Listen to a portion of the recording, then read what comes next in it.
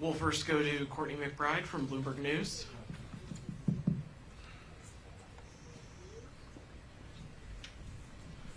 Courtney, I'm getting my pen out in case there are multiple questions. And I'll try to keep it brief and onto one topic, Mr. Secretary, thanks.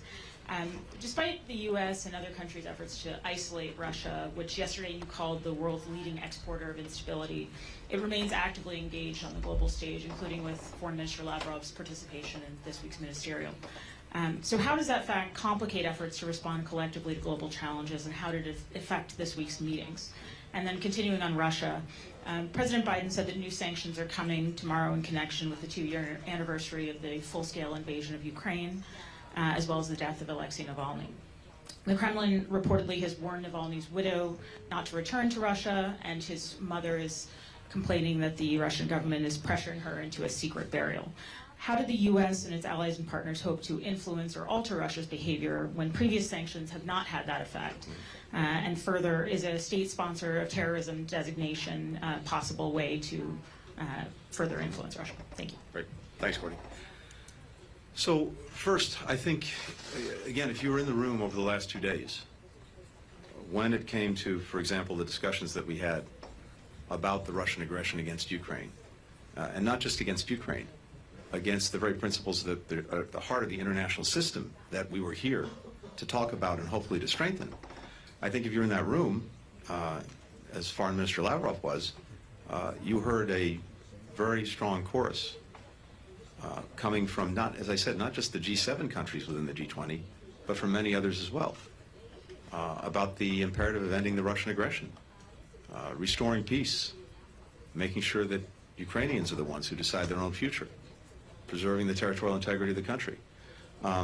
That's increasingly clear. So I think, in a sense, it's actually quite a useful reminder to Russia about what virtually the entire world thinks of this aggression and the strong desire to see it end. And again, there are 2 reasons for that. One is the fact that it's an aggression against the principles at the heart of the system. The other is that it's had consequences for countries and people around the world. Rising food prices, rising energy prices that have afflicted people largely because of this Russian aggression. Now, we've been able to address that in increasingly effective ways, including Ukraine, by pushing the Russian Navy back and getting access to the Black Sea again. Exports to the Black Sea from Ukraine now exceed what they were before the Russian aggression in February of 2022. But I think countries around the world are seeing the impact it's having on them, and it's another reason they want it to stop. In terms of new measures and additional sanctions, stay tuned. They will be forthcoming.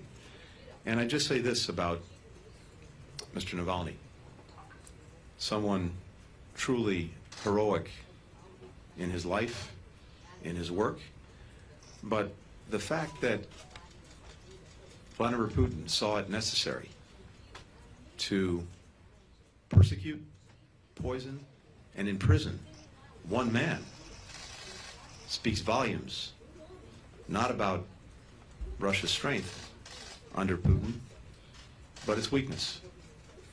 And I think, again, countries around the world, including in the G20, were very clear about what they thought about what happened to Mr. Navalny.